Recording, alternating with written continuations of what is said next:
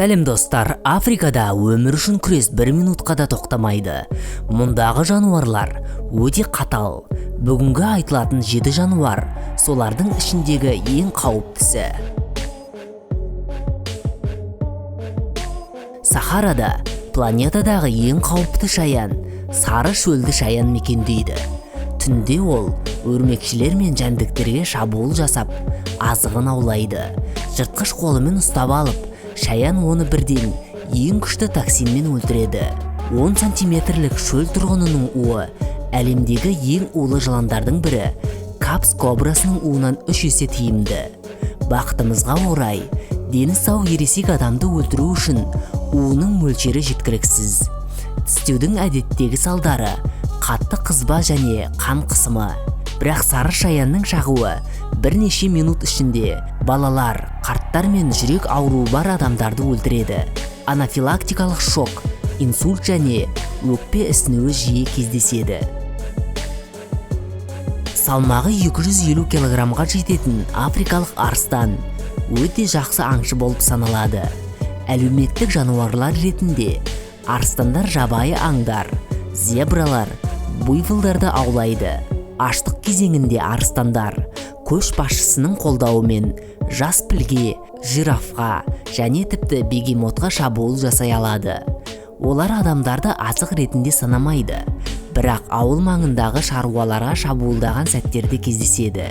Соңғы 10 жылдықтарда адамдарға арыстан шабуыл жасау фактілері осы тәкаппар жыртқыштардың санының күрт төмендеуіне байланысты кездеспейді. Бір кездері Африка пілдері бүкіл құрлықта үстемдік еткен, бірақ бүгінде олардың мекен ету ауқымы 30 миллионнан 4 миллион километр шаршыға азайды. Ең ірі құрғақ сүтқоректілер Мавританияда, Бурундида және Гамбияда мүлдем жойылып кеткен болып саналады. Көшпелі өмір салтын басшылыққа ала отырып, пілдер үнемі кедергілерге кезігуде. Жолдар, қалалар, тікенді сымдармен қоршалған бақтар мен алқаптар.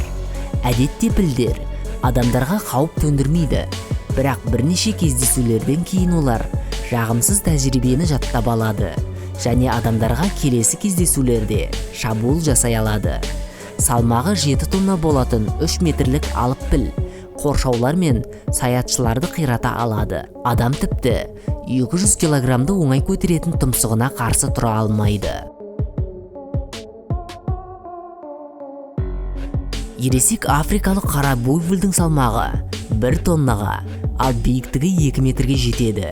Бұғалар өзінің отарын қорғауда өте агрессивті. Тіпті арыстандардың өзі бұл алыптардан қорқақтайды. Ұзындығы 1 метрге созылған үшкір мүйізі денені оңай теседі, ал басынан тұяқпен соққы жасаса бірден өледі. Басқарылмайтын мінезге байланысты африкалық буйволды ешқашан үйде ұстаған емес. Отар адамдармен жақын болуға жол бермейді, бірақ қашуға асықпайды. Буйволдардың мақсатты шабуылдарынан 200-ге жуық адам қайтыс болды. Бұл жыртқыштың жақтарының қысу күші 350 атмосфера. Бұл дәудің орташа салмағы 300 килограммнан асады. Денесінің ұзындығы шамамен 3 метр. Ең үлкендері тіпті арыстандар мен бегемоттарға шабуыл жасайды. Ніл қолтырауыны әр жағдайда өз салмағының 20%-на тең бөлікті сіңіріп жеуге дайын. Ол Африка бойындағы тоғандарды аң аулап, жағалауларды аралайды. Әр түрлі мәліметтер бойынша жыл сайын алып қолтырауындар 400-600 адамды өлтіреді. Жарақаттайтын шабуылдардың саны көп. Олар тіркелмейді. Жергілікті тұрғындар көбінесе су тоғандарының қасында орналасады және қолтырауындарға күн сайын кезігіп жатады. Судағы алдамшы мейірімді хайуанның тыныштығын бұзсаңыз, 4 тонналы басқарылмайтын қаһарға айналады. Ол сағатына 30 км жылдамдықпен кез келгеніне қуып жетеді. Өсімдіктерден басқа бегемоттар тұяқтыларды жейді. Сонымен қатар үй жануарларына шабуыл жасайды.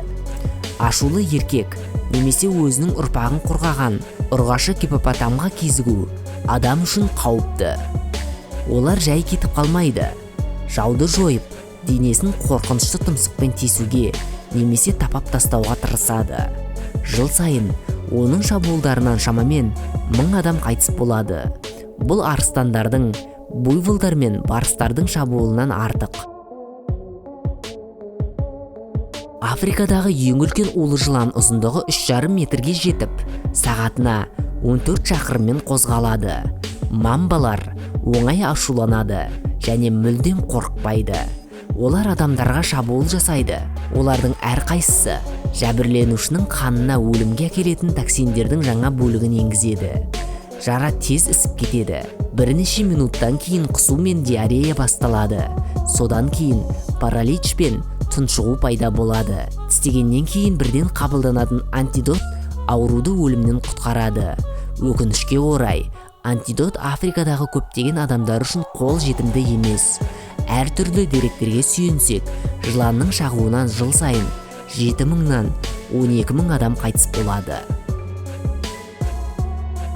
Ал видео қызықты әрі пайдалы болса, лайк басып кетуді ұмытпаңдар. Ал жаңа видеоларымызды жіберіп алмас үшін арнаға жазылып, қоңыраушаны басып қойыңдар.